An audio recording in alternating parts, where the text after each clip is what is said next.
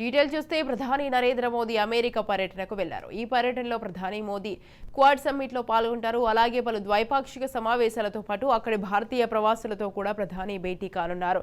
ఈ పర్యటనకు బయలుదేరడానికి ముందు ప్రధాని మోదీ ప్రకటన విడుదల చేశారు.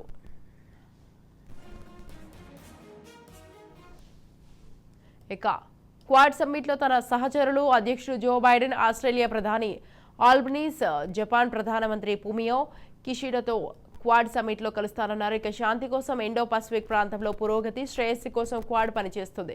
ఇక ప్రెసిడెంట్ బైడెన్ తో తన సమావేశం భారత ప్రజల ప్రయోజనం, ప్రపంచ ప్రయోజనాల కోసం కొత్త మార్గాలను సమీక్షించడానికి, గుర్తించడానికి వీలు కల్పిస్తుందన్నారు Modi.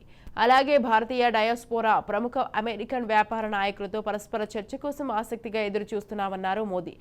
The summit of the future మానవాళి అభివృద్ధికి, ప్రపంచ సమాజానికి ఒక అవకాశమని ప్రధాని మోదీ తన ప్రకటనలో పేర్కొన్నారు.